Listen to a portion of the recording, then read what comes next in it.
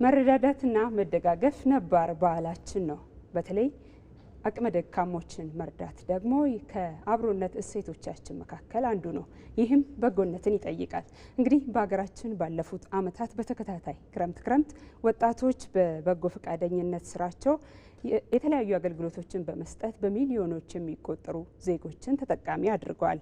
ያለንበት ወቅትም ክረምት እንደመሆኑ በዘንድሮ 2017 የክረምት በጎ ፈቃድ ስራዎች ላይ ዛሬ በዳጉ ውይይታችን ትኩረት አድርገን ምንወያይ ይሆናል። ጤና ይስጥልን ውድ ተመልካቾቻችን፣ ይህ የሰኞ ረፋድ በዚህ ሰዓት ወደ እናንተ የሚደርሰው ዳጉ ቀጥታ ስርጭታችን ነው። ከውይይቱ ጋር ሃይማኖት ገና አብሬያችሁ ቆያለሁ። አብራችሁን ቆዩ።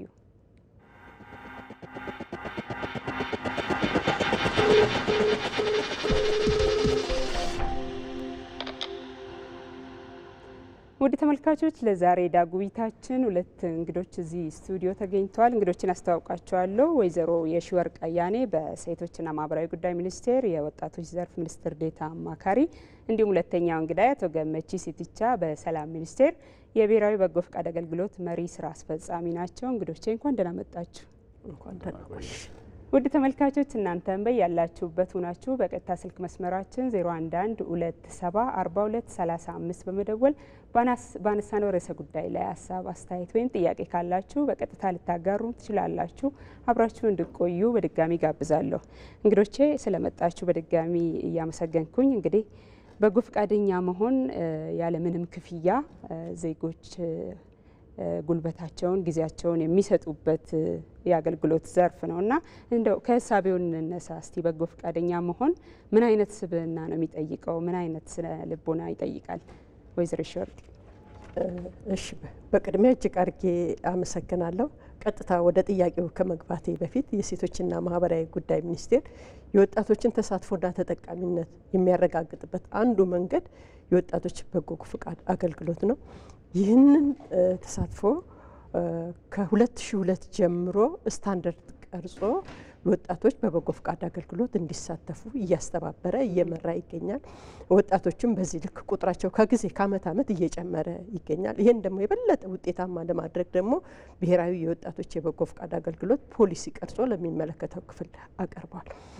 ምን አይነት ስብዕና፣ ወደ ጥያቄው ስገባ ምን አይነት ስብዕና ነው የሚለውን መጀመሪያ የመቄዶንያ መስራች ዶክተር ቢንያም ያለውን መርህ ነው የምወስደው። ሰውን ለመርዳት ሰው መሆን ብቻ በቂ ነው ያለው ነገር ትልቅ ነገር፣ ሁላችንም ልንጋራ የሚገባው ነገር ነው። በጎ ፈቃደኛ ሆኖ ለማገልገል ከልብ የሚመነጭና ከልብ ተሰጥኦ ያስፈልገዋል። ከሌላው አለዛ የአንድ ቀን ጀንበር ስራ ነው የሚሆነው። ግን መከተል የሚገባቸው መርሆዎች አሉት።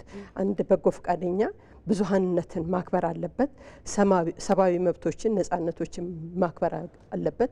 ሲያገለግል ደግሞ በሃይማኖት፣ በጾታ፣ በዘር፣ በእድሜ ልዩነት ሳያደርግ ነው ማገልገል ያለበት። ቁርጠኛነትና ቀጣይነት ያለው ስራ መስራት አለበት። ህግ ማክበር አለበት። የሚሰራው ስራ ነጻ አገልግሎት መሆን አለበት።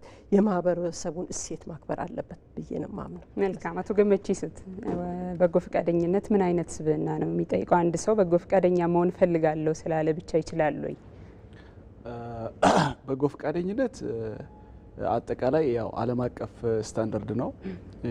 የበጎ ፈቃድ ተግባራት ረጅም ዓመታት የወሰደና የተለያዩ ሀገራት በየሀገራቸው ኮንቴክስት ተግባራዊ እያደረጉ የሚገኙ ተግባር ነው።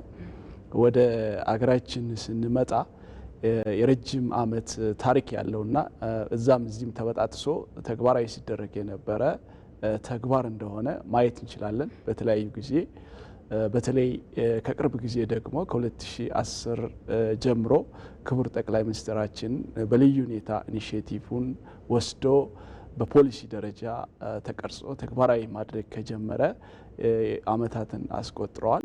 እንግዲህ ከዚህ አንጻር ወደ እኛ ሚኒስትሪ ስንመጣ በጎ ፈቃድ ከሰላም አንጻር፣ ከብሔራዊ መግባባት አንጻር፣ ከሀገራዊ አንድነት አንጻር እዛም እዚህም ተበጣጥሶ የሚሰሩ የበጎ ፈቃድ ስራዎች ድምር ውጤቱ ሰላም ግንባታ ነው።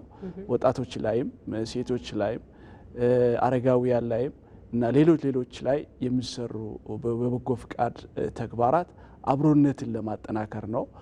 አንድነትን እና ብዝሃነትን ታሳቢ ያደረገ ብሔራዊ ትስስር፣ ማህበራዊ ትስስር፣ ብሔራዊ መግባባት ከማምጣትና መጨረሻ እንዲጎሉ አገር ግንባታ ነው። እንግዲህ በጎ ፍቃድ ምን ስብህና ይጠይቃል ለተባለው ማንኛውም ሰው በጎ ፍቃደኛ መሆን ይችላል። የትምህርት ደረጃን አይጠይቅም፣ ኢኮኖሚን አይጠይቅም። በተለይ እድሜው ከ18 ዓመት በላይ የሆነ ማንኛውም ሰው በጎ ፍቃደኛ መሆን ይችላል። ይልቁንስ ምንድነው የምጠይቀው? የስነ ልቦና ዝግጅት ይጠይቃል። በጎነት በገንዘብ ሊሆን ይችላል። ሀብትሽን ያለሽበት ቦታ ሆነሽ ለሌሎች መስጠት፣ ማጋራት፣ ማካፈል አንዱ ትልቅ አንድ ማድረግ እንችላለን። ሌላው በጎነት ባለሽ እውቀት ባለሽ ካፓሲቲ ሌላውን መርዳት ሳፖርት ማድረግ ሊሆን ይችላል። በጎነት ምን ይጠይቃል?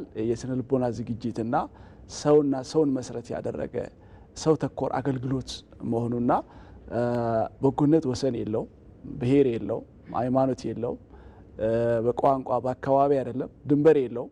በጣም ሰፊ ነው፣ ሂውጅ ነው። ሰውና ሰው ሰብአዊነትን መሰረት ያደረገ አገልግሎት ለመስጠት አንድ በጎ ፍቃደኛ ከአስተሳሰቡን መቀየር መቻል አለበት። ከአስተሳሰብ ለውጥ ይጀምራል። አስተሳሰቡን ለሰው ልጆች በጎ ተግባር ለማድረግ ራሱን ማዘጋጀት ሬዲ ማድረግ ይጠይቃል። እንግዲህ ከበጎነት ውስጥ ምን አለ? የህልና እርካታ አለ፣ ሰላም አለ፣ እረፍት አለ። ለሌሎች መስጠት፣ ለሌሎች መሆን፣ ለሌሎች ማካፈል፣ ለሌሎች ማጋራት በጣም እርካታን ይሰጣል። ሰማያዊም ምድራዊም ስራ ነው ብሎ ነው አንዳንድ እንትኖች የሚያነሱት። በእስልምናም በክርስትናም በባህላችንም የመረዳዳት እንትናችንም እዚህ ውስጥ በሰፊው የተቀመጠበት አግባብ ስላለ በጎነት ማንም በጎ መሆን ይችላል። የስነ ልቦና ውቅር ስነ ልቦና ዝግጅት ብቻ ይጠይቃል። ስለዚህ በጎነት በጣም ሰፊ ነው፣ እርካታ የሚሰጥና ብዙ ተግባራት በጎነት ውስጥ አለ። ሽልማት ውስጥ ምንድነው ልትይ ትችላለች? ከዚህ ጋር አያይዘን ማንሳት እንችላለን። አንደኛው ህሊና እርካታ እናገኛለን። ሰው ሲረዳ፣ ሰው ሲደሰት፣ ለሰው ስትሆኚ፣ ሰውን ስታስደስቺ ቀላል አይደለም። ሪዋርዱ በጣም ትልቅ ነው። አገልግሎቱን ያገኘው ብቻ ሳይሆን የሚሰጠው ራሱ እረፍት ያገኛል። አገልግሎት ያገኘው አካል ብቻ ሳይሆን ሰጪው ራሱ እረፍት ያገኛል፣ ህሊና እርካታ ያገኛል። ስለዚህ በጎነት በቃላት መግለጽ የማይቻል ትልቅ እረፍትና ህሊና እርካታ የሚሰጥ ተግባር ነው። መልካም። እስካሁን በእኛ ሀገር ባለው ልምድ እንግዲህ በስፋት የበጎ ፍቃድ አገልግሎት የሚሰጠው ክረምት ነው። የሚሳተፉትም ደግሞ ወጣቶች ናቸው በስፋት። እንደው ፖሊሲውም ሲዘጋጅ ወይዘሮ ሺወርቅ የተቀመጠ መስፈርት አለው ወይ? ክረምት ስለምንድን ነው በብዛት ክረምት ላይ ትኩረት የሚደረገው? እሺ፣ የበጎ ፍቃድ ስራ አመቱ ሙሉ የሚሰራ ስራ ነው። ግን ሁለት መርሃ ግብሮች አሉት። አንደኛው የበጋና የክረምት። በክረምት ላይ ብዙ ወጣቶች ይሳተፋሉ። ይሄም የሚሳተፉበት ምክንያት ከትምህርት ሰዓት ውጭ ያላቸው ብዙ እረፍት ጊዜ ስላላቸው በዚህ ሰዓት ብዙ ወጣቶች ሊሳተፉ ይችላሉ። ሌላ ደግሞ በበጋው የስምሪት መስኩ በጣም አነስ ያለ ስለሆነ ለምሳሌ መጥቀስ ይቻላል። በክረምት ብዙ ወጣቶች በችግኝ ተከላ ስለሚሳተፉ ብዙ ወጣቶች ይሳተፋሉ። ወጣቶች ደግሞ በትምህርት ገበታ ላይ ስለሆኑ የትምህርት ጊዜያቸውን እንዳይሻማባቸውም ተብሎ እንዲህ አይነት ስራዎች ይሰራሉ እንጂ ሁሉም ስራዎች በበጋውም በክረምቱም የበጎ ፍቃድ አገልግሎት ሚኒስቴር መስሪያ ቤቱ ትኩረት አድርጎ እየሰራ ነው። በኩል ነው የሚመራውም። ስንሰራም የበጋውን ገምግመን ነው ወደ ክረምት ቀጣይ ስራ የምንሰራው። የበጋው ምን ያክል ውጤታማ ነበር በዘንድሮ ዓመት? በዘንድሮ ዓመት የበጋው አፈጻጸማችንም በጣም ጥሩ ውጤት ነው። መልካም። አቶ ገመቺስ ጋር ልምጣና የበጎ ፍቃድን ስራ የአመቱን ሙሉ የሚሰራ አይነት ስራ ለማድረግ ይቻላል ወይ? የበጎ ፍቃድ ስራ የአንድ ወቅት ስራ አይደለም። እንዳውም በእኛ ኮንቴክስት ከ2013 ጀምሮ ዩኒቨርሲቲ ግራጁዌት ያደረጉ በጎ ፍቃደኞችን በየክልሉ መልምለን የተወሰነ ስልጠና ሰጥተን የበጎ ፍቃድ ስራ ላይ እያሰማራን እንገኛለን። እስካሁን ከ100 ሺህ በላይ ወጣቶችን አሰልጥነናል። በወሰን ተሻጋሪ የበጎ ፍቃድ አገልግሎት ብለን ነው የምንጠራው። ሌላው በበጋ ወራት በአካባቢያቸው ወጣቶች ሰልጥኖ ወደ ስራ እንዲሰማሩ እያደረግን ነው የምንገኘው። ሌላው በክረምት ላይ የዩኒቨርሲቲ ተማሪዎች የአጭር የግንዛቤ ማስጨበጫ ስራ ከሰራን በኋላ ወደ የአካባቢያቸው ሄዶ ወይ ሌላ ቦታ ሄዶ አገልግሎት እንዲሰጡ በማድረግ ላይ እንገኛለን። በዚህ በጀት ዓመት ብቻ ወደ 17000 የሚሆኑ የሎካል ቮለንተርስ አሰልጥነን በሚሊዮኖች የሚቆጠሩ ማህበረሰብን ሞቢላይዝ ማድረግ ችለዋል። ከዚህ ጋር ተያይዞ ወደ 5 ሚሊዮን የሚሆኑ ወጣቶች አገሬን ይገነባለሁ፣ ህዝቤን አገልግላለሁ በሚል የሰላም ውይይት አካሂዶ የበጎ ፍቃድ ስራ ላይ በልዩ ሁኔታ ንቅናቄ ሞቢላይዜሽን ፈጥረን ከረንትሊ ውይይትን እያጠናቀቁና የበጎ ፍቃድ ስራዎችን በመስራት ላይ ይገኛሉ። እንግዲህ እዚህ ውስጥ ምን አለ? ብዙ የበጎ ፍቃድ ስራዎች አሉ። ለአብነት ማንሳት ይቻላል። የደም ልገሳ አንዱ ነው። ምክንያቱም በሆስፒታሎች በወሊድ እና በተለያዩ እንትኖች የደም እጦት ሊገጥማቸው የሚችሉ እናቶችን ከመታደግ አኳያ ብዙ ስራዎች ተሰርተዋል። ከረንትሊ በዚህ በጀት ዓመት ብቻ ወደ 1700 ዩኒቲ ደም መለገስ ችለዋል። ከዚህ ጋር ተያይዞ ከማህበራዊ አገልግሎቱ ጋር ተያይዞ የአቅመ ደካሞች ቤት መገንባት በተለይ በትሬኒንግ ወቅት በተሰማሩበት ኤሪያ ላይ እዛው ትሬኒንግ ብቻ ሳይሆን ጎን ለጎን የማህበረሰብ አገልግሎቱን ከመስጠት አኳያ በተለይ የተፈናቀሉ ዜጎችን መልሶ የመቋቋም ስራዎች አባይ አባላ ላይ ወደ ወላይታ ሶዶ 18 ቤቶችን ገንብቶ 40 የሚሆኑ ቤተሰብን የመመለስ ስራዎች ሰርተዋል። ከዚህ ጋር ተያይዞ እነዚህ በጎ ፈቃደኞች ጅማ ላይ ሌሎች ወላይታ ሶዶ ላይ ወቻሞ ላይ የተሰሩት አርባ ምንጭ ላይ ትላልቅ ስራዎችን ሰርተዋል። ሌላው ከዚህ በጎ ፍቃድ ጋር ተያይዞ እንደ መደበኛና ውጤታማ ስራ እየቆጠርን ያለ ነው። አንደኛው ክቡር ጠቅላይ ሚኒስትራችን በዘንድሮ ዕለት በማዕከላዊ ኢትዮጵያ የጀመሩት የገጠር የበጎ ፍቃድ አገልግሎት ጋር ተያይዞ ቀደም ብለን በተሰጠን ኃላፊነትና በተሰጠን ተግባር መነሻ በማድረግ የአቅመ ደካሞችን የእርሻ በማገዝ በኤክታር የሚቆጠሩ አቅመ ደካሞችን የማገዝ ስራዎችን በመስራት ላይ ይገኛሉ። እነዚህ ልጆች በተለይ የግብርና ባለሙያ የሆኑት በሙያቸው አርሶ አደሩን በማገዝ ውጤታማ ከማድረግ አኳያ ብዙ ስራዎች እየተሰሩ ነው ያሉት። ሌላው እነዚህ በጎ ፈቃደኞች ከማህበረሰብ አቀፍ አገልግሎት ጎን ለጎን በሙያቸው ትምህርት ቤት ላይ ተማሪዎችን በማገዝ መምህራን በሌሉበት ቦታ ገብቶ እነዚህን ሸፍኖ በማስተማር ጤና ጣቢያ ላይ የጤና ባለሙያዎች የሆኑት የጤና ባለሙያዎች እጥረት ያለበት ኤሪያ ገጠር ላይ ቅድም እንዳነሳውልሽ የኛ ወሰን ተሻጋሪ ነው። የኛ ወጣቶች ከመጡበት ክልል ውጪ ነው የምናሰማራቸው። ይሄ ማለት ምን ማለት ነው? ከሙያቸው ላይ ለማህበረሰቡ አገልግሎት እንዲሰጡ ከማድረግ ሁለተኛ ማህበረሰብ አቀፍ አገልግሎትን እንዲሰጡ እናደርጋለን። ከዚህ ጋር ተያይዞ ምንድነው የማያውቁት አካባቢ የማያውቁት ቋንቋ የማያውቁት ማህበረሰብ ውስጥ እንዲኖሩ እንዲለማመዱ ኢትዮጵያዊነትን አፕሪሺየት እንዲያደርጉ ብዝሃነትን እንዲቀበሉ እርስ በርሳቸው እንዲከባበሩ ሌላውን ማህበረሰብ እንዲቀበሉና ትልቁ አገራዊ አንድነት ላይ ትኩረት አድርገው ብሔራዊ መግባባትን ከማምጣት ዘላቂ ሰላም ከመገንባት አኳያና አገር ግንባታ ላይ የራሳቸውን አስተዋጽኦ እንዲያበረክቱ ከማድረግ አኳያ ብዙ ውጤቶችን አግኝተናል። ከዚህ አንጻር እነዚህ ወጣቶች ወደ ስልጠና ማዕከል ሲመጡ መሰረታዊ የአስተሳሰብ ለውጥ ስልጠናዎችን እንሰጣለን። አንድ ወጣት በራሱ መተማመን እንዲኖር መልካም ወጣት እንዲሆን ለሀገሩ ማሰብ እንዲችል ለሌሎች ማሰብ እንዲችል ማይንድ ሴት ላይ ስልጠና ይሰጣል። ከዚህ ጋር ተያይዞ አንድ ወጣት እንዴት ሆኖ ኮምፒታንት መሆን ይችላል? እንዴት ሆኖ ተወዳዳሪ መሆን ይችላል? ከጠባቂነት አስተሳሰብ ወጥቶ ከተቀጣሪነት ሜንታሊቲ ወጥቶ የራሱን ቢዝነስ እንዴት አድርጎ ጀነሬት ማድረግ ይችላል? ይሄ ሲሆን ምን ይፈጠራል? ማህበረሰቡን ከማገዝ አንጻርም ከኢኮኖሚም ከማህበራዊም ትልቅ ፋይዳ ትልቅ ሚና ስላለው ፍትሃዊ ተጠቃሚነትም ከማምጣት አኳያ አንዱ የሰላም እጦት የግጭት መንስኤ የሚሆኑት ጉዳዮችን ከመፍታት አኳያ እዚህ ላይ ስልጠና እንሰጣለን። ሌላው ከዚህ ጋር ተያይዞ አገር ግንባታ ላይ ስልጠና እንሰጣለን። አንድ ወጣት መብቱን ብቻ ሳይሆን ሬስፖንሲቢሊቲው ምንድን ነው፣ ግዴታው ምንድን ነው፣ ከአንድ ወጣት ምን ይጠበቃል፣ የአገር ግንባታ ውስጥ እንዴት አድርጎ የራሱን አስተዋጽኦ ማበርከት ይችላል፣ አገራዊ ማንነት፣ ብሔራዊ ማንነት፣ ብሔራዊ ጥቅሞች ምን አስቀድመን ለወጣቱ እናስታጥቃለን።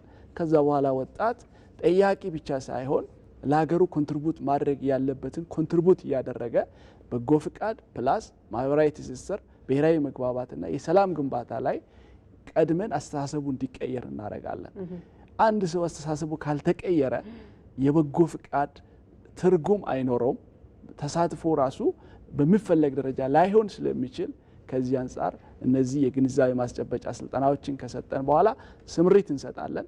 እነዚህ ወጣቶች ወደማያውቁት አካባቢ ሲሄዱ ቀድሞ ለዛ ማህበረሰብ የነበራቸው አሉታዊ አመለካከት ተቀይሮ እዛው አካባቢ ቀርቶ የስራ እድል አግኝቶ እዛው ተጋብቶ እዛው ወደ ንግድ ዓለም የገቡት ወጣቶች አሉ። ይሄ ማለት ምን ማለት ነው? ማህበራዊ ትስስር ከማምጣት አብሮነትን፣ በጎነትንና ወንድማማችነትን፣ እህትማማችነትን ከማጠናከር አኳያ ትልቅ ፓወር ሆኖ አግኝተናል። ስለዚህ በጎነት ለኛ ትልቅ ድልድይ ነው ለሰላም ግንባታ፣ ለሀገር ግንባታ፣ ለአብሮነት፣ ለወንድማማችነትና ለምንፈልገው እድገትና ኢኮኖሚያዊ ለውጥ ትልቅ አስተዋጽኦ እያበረከተ ይገኛል። ለምን ያክል ጊዜ ነው ስልጠና የሚሰጣቸው? ለአንድ ወር ስልጠና እንሰጣቸዋለን። እንግዲህ በዚህ በአንድ ወር ቆይታ ውስጥ ስልጠና ሲወስዱ እነዚህ ወጣቶች ከተለያዩ ከሀገሪቱ አንግል ነው የሚመጡት።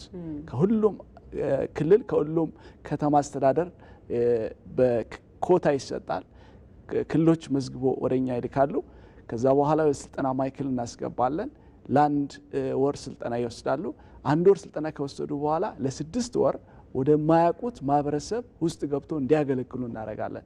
ሌሎች ሀገሮች ለምሳሌ አሜሪካን ፒስኮር ብሎ እንደሚጠሩት፣ ሌሎች ኬንያ አካባቢ ያለው በአደጋ ጊዜ የሚጠቀሙባቸው እነዚህ ወጣቶችን ጋና አካባቢ፣ ሌሎች ካናዳ በዓለም አቀፍ ታዋቂ ሳውዝ ኮሪያ አካባቢ እና ሌሎች ሀገሮች በጣም ተጠቃሚ ነው። እንድን ከወሰን 30% ጂዲፒ ከበጎ ፍቃድ የተገኘ ነው። ስለዚህ የኛ ሀገር በቀጣይ የበጎ ፍቃድ ተግባር ካልቸር ሆኖ ባህል ሆኖ እንዲቀጥል እኛ ጠርተን ሳይሆን እነዚህ ወጣቶች ብቻ ላይ አይደለም ትኩረት መሰጠት ያለበት።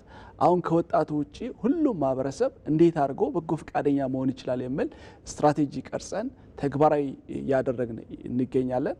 የንግዱ ማህበረሰብ ሊሆን ይችላል፣ ብዙሃን ማህበረሰብ ሊሆን ይችላል፣ የሙያ ማህበረሰብ ሊሆን ይችላል፣ ሌሎች ኢቭን ዲያስፖራ ራሱ ባለበት ሆኖ በጎ ፍቃደኛ እንዲሆን አንድ ወር ፍቃድ ወስዶ ዜጋውን እንዲያገለግል፣ በአካል መጥቶ ማገልገል የማይችል ግን በገንዘቡ እንዲያገለግል፣ በእውቀቱ እንዲያገለግል፣ መጽሐፍ ጽፎ ለማህበረሰቡ ማቅረብ ራሱ አንዱ ትልቅ በጎ ፍቃደኛ ስለሆነ ከዚህ አንጻር ብዙ ሰፋ አድርገን ሞቢላይዝ በማድረግ ላይ እንገኛለን።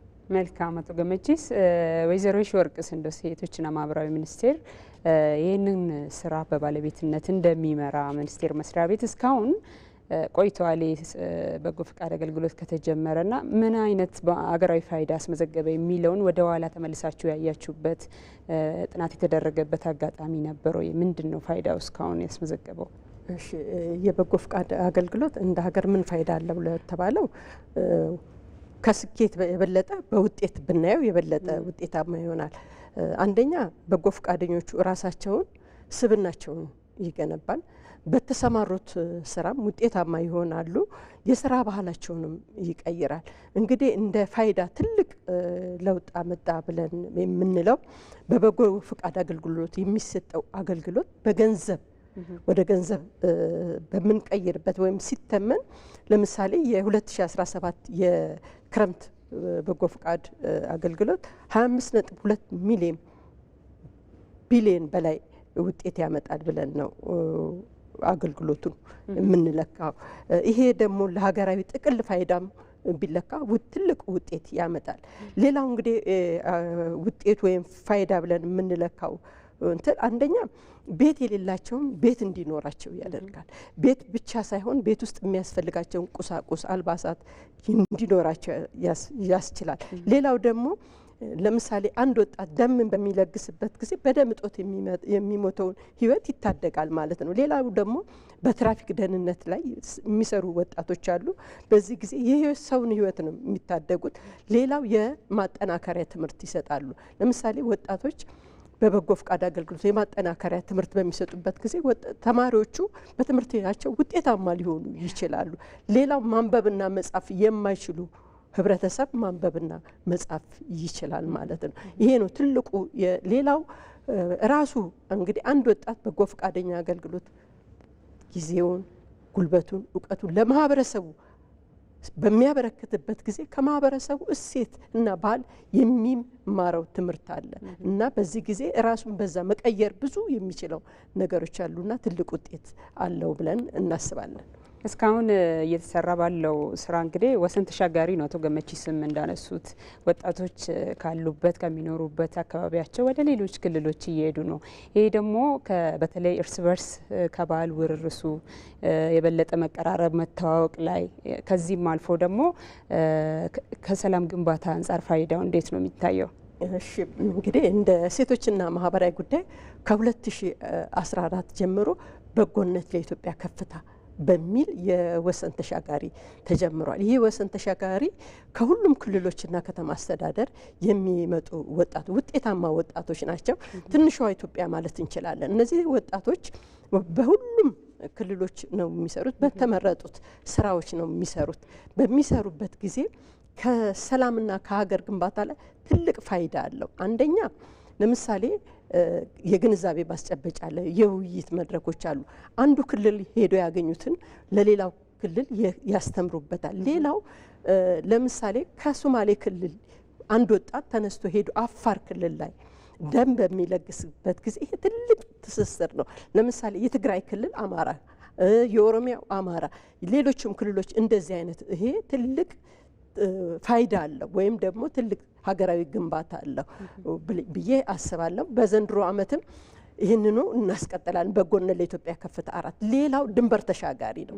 እንግዲህ ባለፈው ዓመት ከጅቡቲ ሀገር ከአፋር ክልል ወጣቶችን ይዘን ወደ ጅቡቲ ሀገር ሄደን በሰላም ግንባታና ሀገር ግንባታ ላይ ትልቅ ስራ ሰርተናል። ምክንያቱም ሌሎች አፍሪካ ወጣቶችም ነበሩ።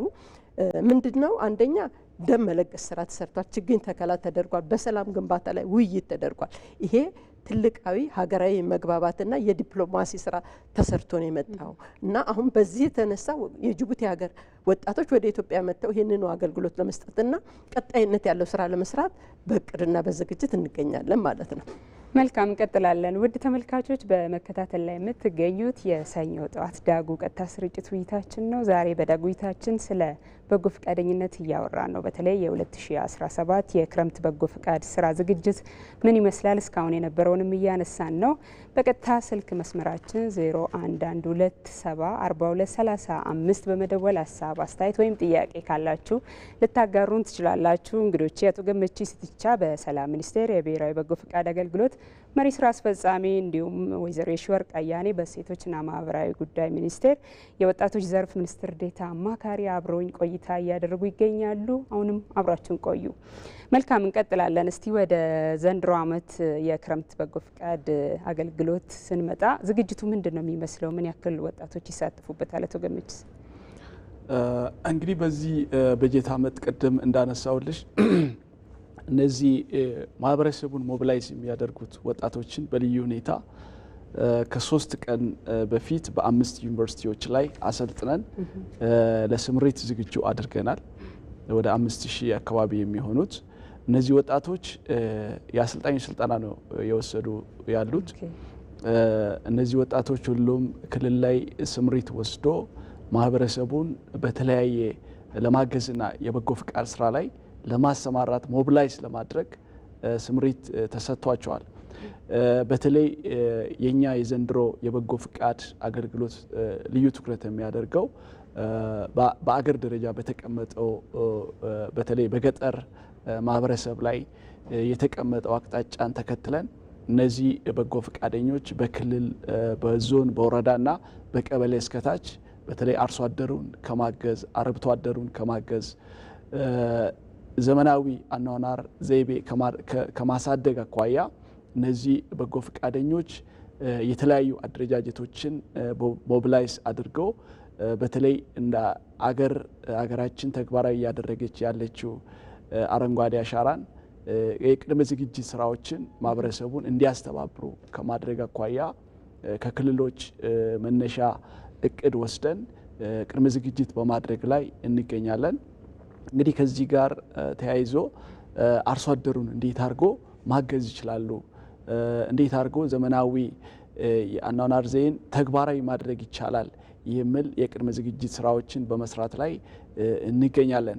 ከዚህ ውስጥ ምን አለ እንግዲህ በሀገራችን ዘላቂ ሰላም መገንባት ትልቁ ውጤታችን ስለሆነ እነዚህ በጎ ፈቃደኞች በሚሰማሩበት ክልል በሚሰማሩበት ዞንና በሚሰማሩበት ማህበረሰብ ውስጥ የሰላም አምባሳደር ሆነው እንዲቀጥሉ ሰላማዊ ዜጋ እንዲሆኑ ግንባር ቀደም እንዲሆኑ ለሌሎቹ ወጣቶች ሮል ሞዴል እንዲሆኑ ኢቭን የስራ ባህላቸውን እንዲቀይሩና የራሳቸው የስራ ባህል እንዲቀየር ከማድረግ አኳያ ትልቅ አስተዋጽኦ ያበረክታል። አሁን በሀገራችን መደበኛ የነበረው በቀን ብቻ ሳይሆን 24 ሰዓት እየተሰራ ነው ያለ። በተለይ በአሁኑ ጊዜ ብዙ ለውጦች አሉ። በከተማ አካባቢ ቀን ብቻ የሚሰራ ብቻ ሳይሆን የስራ ባህል ተቀይሮ 24 ሰዓት ተሰርቶ የምናያቸው የኮሪደር ልማቶች በተወሰኑ ወራታት በተወሰኑ ሳምንታት ተጠናቆ እናያለን።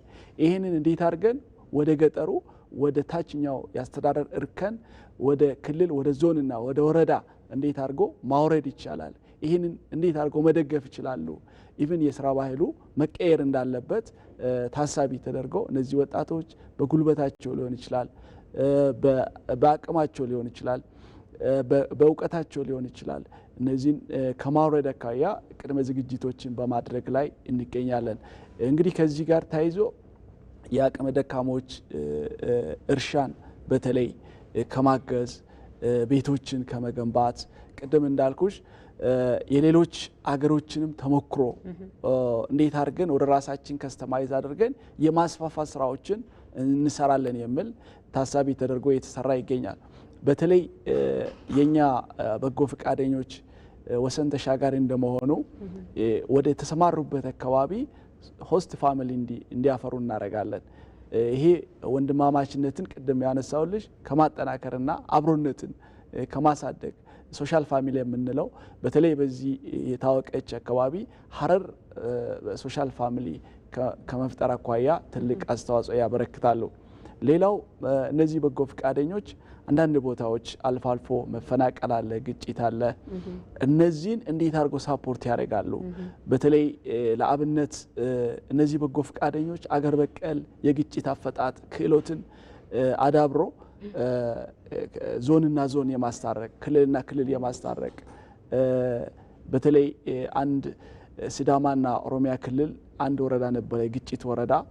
የኛ በጎ ፈቃደኞች ሲዳማ በኩል የተመደቡት ኦሮሚያ በኩል የተመደቡት በጋራ ሆኖ የግጭት ቀጠና የነበረውን ችግኝ በመትከል ከችግኙ ባሻገር አብሮነትንና የማስታረቅ ስራ ሰርተዋል። ይሄ ማለት ምን ማለት ነው? ኮንሶ አካባቢ ላይ ትምህርት ቤት አካባቢ ከሃይማኖት ጋር ተያይዞ የነበሩ ግጭቶችን የማስታረቅ ስራዎችን ሰርተዋል። እነዚህ በጎ ፈቃደኞች በሙያቸውም ለምሳሌ ምስራቅ ጎጃም አካባቢ ባዮኬሚካልን አዶፕት አድርጎ አሳድገው ለአካባቢው አርሶ አደር የማስረከብ ስራዎችን ሰርተዋል። ከደብረ ማርቆስ ዩኒቨርሲቲ ጋር በጋራ ሆኖ ይሄንን አዶፕት አድርጎ ለአማራ ክልል ግብርና ቢሮ ኃላፊ ቢሮ ይሄንን ገዝቶ አዳፕት አድርጎ ለአርሶ አደሩ ዲስትሪቡት አድርገዋል። ይሄ ቀላል አይደለም። ወደ ጭሮ አካባቢ የውሃ ፕሮጀክት የመብራት ፕሮጀክትና ሌሎች ፕሮጀክቶችን ዴቨሎፕ አድርጎ መንግስታዊ ያልሆኑ ድርጅቶች ፕሮጀክቱን ወስዶ ማህበረሰቡን ተጠቃሚ ከማድረግ አኳያ ብዙ ስራዎች ተሰርተዋል። ኢቭን የም አካባቢ ከጎንደር መጥቶ የየም ባህላዊ አኗኗር ቋንቋ ለምዶ ባህሉን አውቆ መጽሐፍ የጻፈ በጎ ፈቃደኛ አለ። ይሄ ማለት ምን ማለት ነው? አገራዊ አስተሳሰብ እንዲኖራቸው ከክልላቸው ከተወለዱበት አካባቢ ወጥቶ ኢትዮጵያዊነትን አፕሪሺየት አድርገው አብሮነትን አፕሪሺየት አድርገው አገራዊ አንድነትን አፕሪሺየት አድርገው በጎ መሆን እንዲችሉ ለተወለዱት አካባቢ አይደለም ደም የሚሰጡት፣ ለማያውቁት ማህበረሰብ ደሜ የኔ ደም ያንተ ደም ነው፣ እኔ ካንተ ጋር ነኝ፣ አብሮነት እኛ አንድ ነን፣ እኛ ኢትዮጵያዊ ነን ትልቅ ትርጉም አለው። ለተወለዱበት አካባቢ ማህበረሰብ አይደለም በጎነትን የሚያበረክቱት ለማያውቁት አካባቢ ላልተወለዱበት ቦታ። ስለዚህ ይሄ አብሮነትን ማህበራዊ ትስስርና አገራዊ አንድነትን ሰላምን ከማምጣት አኳያ ትልቅ አስተዋጽኦ እያበረከተ ይገኛል። እንግዲህ ቅድም ባነሳሽው ጥያቄ ይህንን አጠናክረን እንቀጥላለን። በክረምት በዚህኛው በእጥፍ ማሳደግ ብለን እቅድ ይዘን ያለ ነው። የቅድመ ዝግጅት ስራዎችን በመስራት ላይ እንገኛለን። አሰልጥነን ሬዲ አድርገናል። ቀጣይ የሚቀረን በተቀመጠው መርሃ ግብር ወደ ተግባር ገብቶ ህዝቡን ሞቢላይዝ አድርጎ በጎነትን ከፍ ማድረግና ኢትዮጵያዊነትን ማንጸባረቅ የሚችሉት ዜጎችን እያፈራን እያበዛን ከመሄድ አኳያ ትልቅ ጉልበት ነው ብዬ አምናለሁ። 5000 ስልጠና እየወሰዱ ያሉት የአሰልጣኞች ስልጠና ነው እየወሰዱ ያሉት። አጠቃላይ የሚሳተፈው ቁጥር ምን ያክል ነው? እንግዲህ በቀጣይ ኤግዛክት ቁጥሩ የሚቀመጥ ቢሆንም የሀገራዊ አቅጣጫን ተከትለን ማስቀመጥ ቢቻልም በአሁኑ ያው ቁጥሩ ይሄ ነው ተብሎ ያልተቀመጠ ቢሆንም አሁን እቅዶችን ከክልሎች እየወሰነ ነው ያለ ነው። በቀጣይ ከላይ መንግስትም የሚያወርደው አቅጣጫ ስላለ እሱን ተከትሎን ቁጥሩን ይሄን በአሁኑ ጊዜ ይሄን ያህል ተብሎ ስላልተቀመጠ እኛ ባለን ትሬንድ ግን ወደ 30 ሚሊዮን 40 ሚሊዮን ነው አሁን ከዚህ በፊት ሞቢላይዝ የምናደርገው ማለት ነው። ነገር ግን በዘንድሮ ከዛ በላይ ይሆናል የሚል እምነት አለን። ምክንያቱም በየጊዜው እያደገ ማህበረሰቡ እያወቀ ውጤቱን እያየ ስለሆነ በራሱ ጊዜ እኔ በጎ ፈቃደኛ መሆን ይፈልጋለሁ ብሎ ሰው ተሰልፎ ጊዜውን ሰጥቶ ገንዘቡን ሰጥቶ ጉልበቱን ሰጥቶ የተረባረበበት ያለ ጊዜ ስለሆነ ከዚህ በእጥፍ ያድጋል የሚል እምነት አለኝ። መልካም እንቀጥላለን። አንድ ደዋይ መስመር ላይ ስላሉን ሀሳባቸውን እንጋራ። ሄላው ጤና ይስጥልን። አብሮ ይስጥልኝ። ማን እንበል? ከየት ነው? እንቁስላስ ደሳለኝ ከወላይታ ሶዶ። መልካም ስለደወሉ በጣም እናመሰግናለን። ሀሳቦትን መቀጠል ይችላሉ። ያለው ሀሳብ ይሄ የበጎ ፈቃደኛ አገልግሎት ለማህበረሰባችን እጅግ ጠቃሚ እንደመሆኑ መጠን አንድ ወጥ የሆነ የራሱ ማስተባበሪያ ጽሕፈት ቤት ቢኖረው ጥሩ ይመስለኛል። ከዚህ በተጨማሪ ያልተዳሰሱ ፓርቶች አሉ። ለምሳሌ በውትድርና በጎ ፈቃደኛ አለ፣ በጤና በጎ ፈቃደኛ አለ። በሙያቸው ቢሳተፉ ውጤቱ ያማረ ይሆናል። ለዛውም እስራኤል ሀገር አሁን ለምሳሌ ሴቶች በውትድርና ሲሳተፉ ፕሮሞሽን አለ። አሜሪካ ሀገር ያሉት ስኮሮች ሲሳተፉ ፕሮሞሽን አለ። እኛ ጋርም የዛ አይነት የእውቅና አሰጣጥና እድገት የሚያገኙበት ሁኔታ ቢኖር ያ የተሻለ ነው ብዬ አስባለሁ። ስለዚህ እነዚህን ነገሮች በተለይ ወጣቶች ከመሰማራታቸው በፊት ሰፊ የሆነ የላይፍ ስኪል ትምህርት ካላገኙ የተለያዩ ዳይቨርሲቲ ያላቸው ማህበረሰብ ውስጥ ሲገቡ ችግር እንዳይሰማቸው የስልጠና ሁኔታም በጣም ደረጃን የጠበቀ ቢሰጣቸውና ወደፊት እኔ ከዚህ በፊትም ይህን ውይይት አዲስ አበባ ላይ ተካፍዬ ነበረና ኢትዮጵያ በዚህ የተሳካ ስራ ሰርታለች። ከኮሪያ ዘማች በበሽታ ከኮንጎ በመሄድ ሌሎች መሰረተ ትምህርትን የመሳሰሉ ብዙ ስራዎች የተሰራበት ስለሆነ ለተለያዩ መስሪያ ቤቶችን ከፋፍለን ከሚተው ወጥ በሆነ የራሱ ማስተዳደሪያ ይመሰረታል ተብሎ ነበር እና አሁን ምን ደረጃ ላይ ነው? ምን ማበረታቻ ውስጥ አሉ? እነ ወታደራዊ አገልግሎትም አይነት ለምን አልተካተቱም? የዚህ አይነት ስራ ወደፊት ምናልባት ተጠናክሮ ቢቀጥል መልካም ነው ብዬ አስባለሁ። መልካም አቶ እንቁ ስላሴ ከወላይታ ሶዶ በጣም እናመሰግናለን ስለ ሀሳቦት።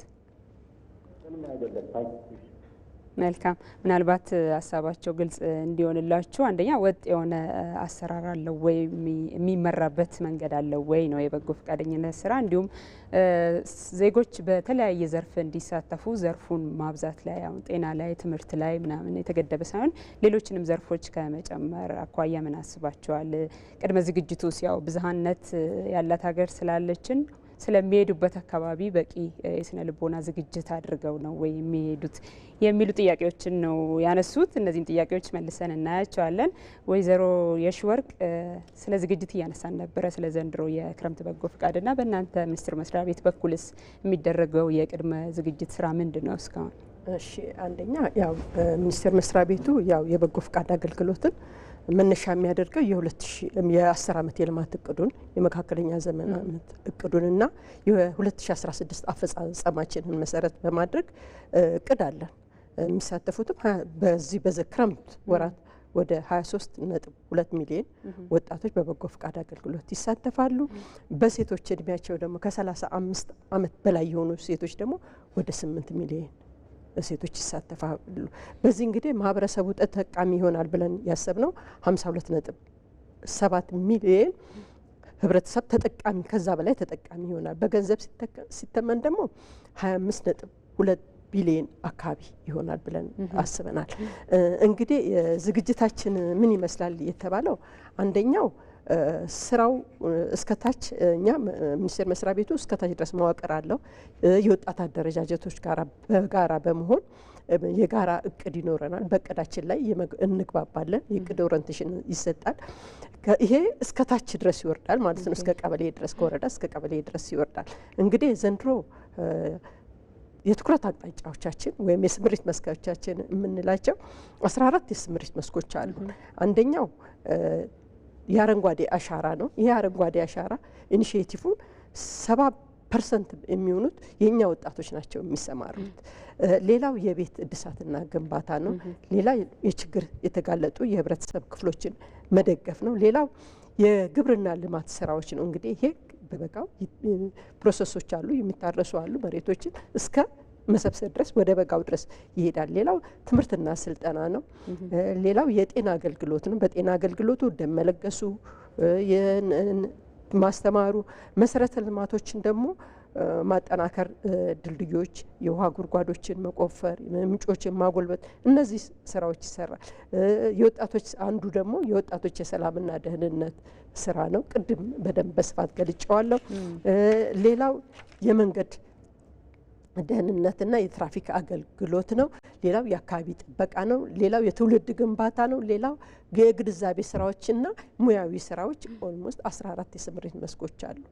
በዚህ ላይ ትኩረት አድርገን በክረምቱ ለመስራት በዝግጅት እንገኛለን። በቂ ኦሪንቴሽን በክልል እስከ ዞን ወደ ወረዳ ድረስ እየወረደ ይሄዳል ማለት ነው።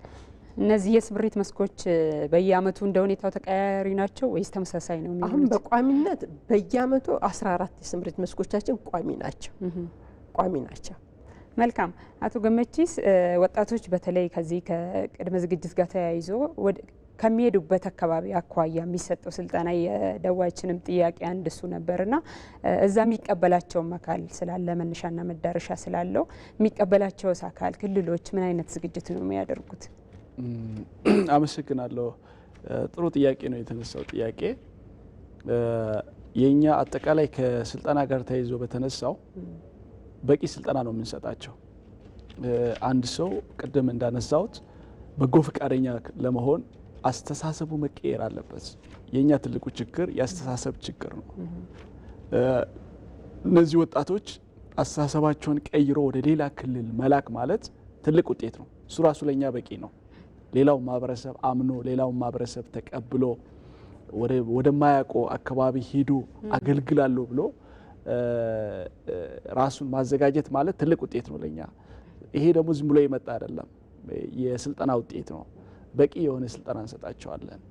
ወጣቶች አንደኛው የአመለካከት ለውጥ እንዲያደርጉ መልካም ወጣት እንዲሆኑ ከማድረግ አኳያ በነገራችን ላይ የመጀመሪያው ስልጠና እንዴት አድርጎ ወጣት ራሱን እንዲወድ ሌላው ማህበረሰብ እንዲወድ የመስራት አቅሙን እንዴት አድርገው ማውጣት እንዲችል፣ ተስጦውን እንዴት አድርገው ማውጣት እንዲችል፣ አውት ኦፍ ቦክስ እንዴት ማሰብ እንዲችል ከማድረግ አኳያ በቂ የሆነ 7 ተከታታይ ቀናት ስልጠና ይሰጣቸዋል።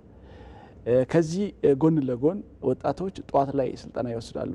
የራሳችን ማስተር ትሬነሮች አሉን ከዩኒቨርሲቲዎች የመጡት። ይሄንን የሚያስተባብሩት ደግሞ ኮፋሲሊቴተር ብለን የምንጠራቸው ረዳት አስተባባሪዎች አሉ።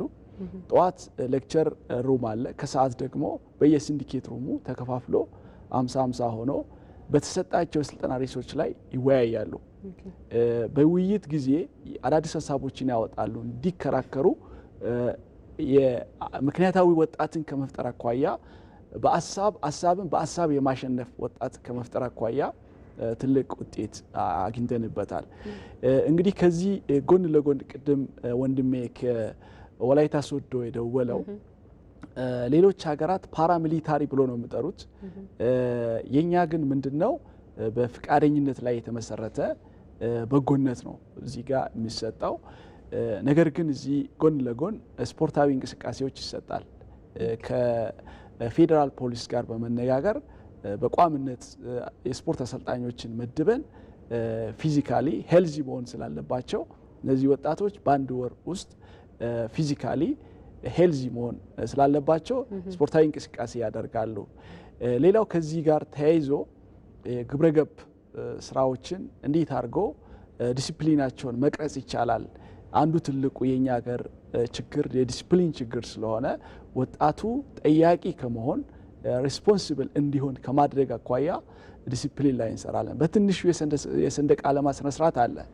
ኢቭን ወደ ሩም ሲገቡ ራሱ ሰልፍን በትክክል ተግባራዊ አድርጎ ነው የሚገቡት።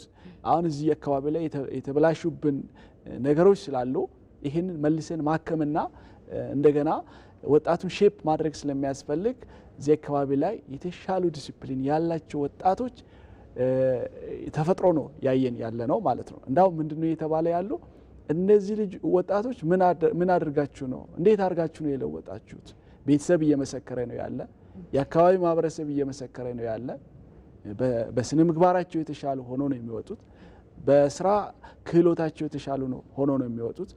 ከስምሪት ከጨረሱ በኋላ የተለያዩ ተቋማት ወጣቶቹን ከኛ ወጥቶ ቀጥሮ ወደ ስምሪት አሰማርቷቸዋል። ለሚኒስቴር መስሪያ ቤቱ የምስጋና ደብዳቤዎችን በመላክ ላይ ይገኛሉ። ከነባር ሰራተኞች በተሻለ በስነ ምግባርም በስራ ፐርፎርማንሳቸውም በብቃታቸውም የተሻለ ሆነው አግኝተናቸዋል። ይሄ ማለት እነዚህን ዜጎች ማባዛትና ማፍራት በየቦታው ማስፋፋት ያስፈልጋል። ይሄንን ካደረግን ዘላቂ ሰላም እንገነባለን። ዛሬ ላይ ውጤቱን ላናገኝ እንችላለን። ከአመታት በኋላ ግን መልካም ዜጎች እንዲባዙ ከማድረግ አኳያ ትልቅ ውጤት አለው። ሌላው እነዚህ ወጣቶች እንዴት ነው ስምሪት የተባለው? እስከ ወረዳ ፎካል ፐርሰን አለኝ፣ እስከ ቀበሌ ፎካል ፐርሰን አለን። ከክልል ዞን፣ ወረዳና ቀበሌ እስከ ታችኛው አስተዳደር እርከን እነዚህ ወጣቶች በዛው ያይዞ አቶ ገመቺ ሲቀርታ ስምሪቱ ራሱ በምን አይነት ስርዓት ነው የሚካሄደው የሚለውንም ግልጽ ቢያደርጉልን። በክልሎች ፍላጎት ነው ወይስ ራንደምሊ ነው? እንዴት ነው የምታሰማሯቸው? ከምዝገባ ጀምሬ ከምልመላው ብነሳልሽ ጥሩ ይመስለኛል። እነዚህ ወጣቶች ኮታ ነው የምንሰጣቸው ለክልሎች መዝግቦ እንዲያቀርቡ ኮታ እንሰጣለን። በሰላምና ጸጥታ ውስጥ የሰላም እሴት ዳይሬክተር የሚባል አለ። ይሄን ስራ በዋናነት የሚያስተባብር ክፍል ነው። አንዳንዶቹ በዳይሬክቶሬት ሌቨል ነው፣ አንዳንዶቹ በፎካል ፐርሰን ሰዎችን ያስቀምጣሉ። ሁለተኛ ይሄንን ስራ በቋምነት የሚያስተባብሩ 264 የሚሆኑ ረዳት አስተባባሪዎችን በልዩ ሁኔታ የአሰልጣኞች ስልጠና ሰጠን ከማስተር ካርድ ፋውንዴሽን ጋር በመሆን የአስተባባሪነት ሚናቸውን እንዲወጡ በሁሉም አገሪቷ ክልል አሰማርተን ነው ያለ ነው። ፎካል ፐርሰኑ አለ። ፎካል ፐርሰኑ ተጠሪነቱ በምክትል ቢሮ ኃላፊ ነው። ምክትል ቢሮ ኃላፊ ይህን ስራ በበላይነት ይመራል። ከታች እነዚህ ልጆች ደግሞ ልጆቹ በሚሰማሩበት ኤሪያ ላይ በአካል ሄዶ አብሮ ስምሪታቸውን፣ ስራቸውን፣ ተግባራቸውን የሚከታተሉ አሉ። እነዚህ አካላት ነው መዝግቦ ወደኛ ምልኮልን። መዝግቦ ወደኛ ከላኩ በኋላ በስብጥር ስልጠና እንዲገቡ እናደርጋለን። በጾታም በአካባቢም በቋንቋም በብሔርም አሰባጥሬ ነው የምናሰለጥናቸው። ካሰለጠነ በኋላ ምንድን ነው የምናደርገው? የክልሎች የስምሪት ፍላጎት ለእኛ እንዲቀርብ እናደርጋለን።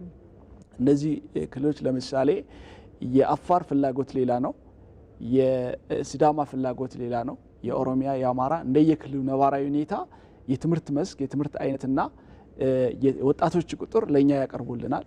ከዛ በኋላ በዛው ምደባ ይሰጣል ማለት ነው። ወደ ስምሪት ቦታቸው ከመሄዳቸው በፊት ኢሚዲየትሊ ስልጠና ከጨረሱ በኋላ የክልል ፎካል ፐርሰን የስልጠና ማዕከላትን ጋር በመገኘት ለነዚህ ወጣቶች ኦሪንቴሽን ይሰጣሉ። እንደ ሰላም ሚኒስቴር ምን ይሰራል ምን ይሰራሉ የሚል አጠቃላይ ኦሪንቴሽን እንሰጣቸዋለን።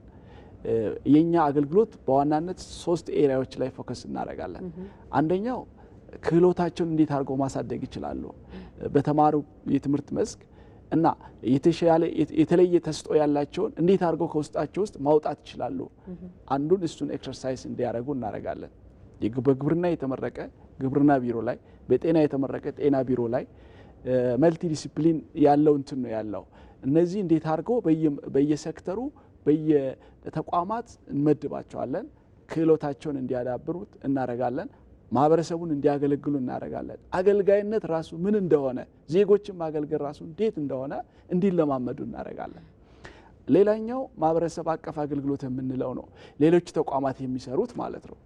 ጤናም፣ ሴቶች ሚኒስቴርም፣ ግብርናም ሌላው የሚሰራ ማለት ነው። ማህበራዊ አገልግሎት ማለት ዜጎችን እንደየአካባቢው የከተማ ውበት ሊሆን ይችላል፣ የእርሻ ሊሆን ይችላል፣ እርሻ ማገዝ፣ አቅመ ደካሞች ቤት መገንባት ሊሆን ይችላል። እንደየክልሉ ኮንቴክስት እንደየአካባቢ ኮንቴክስት ይሄን ተግባራዊ እንዲያደርጉ እናደርጋለን።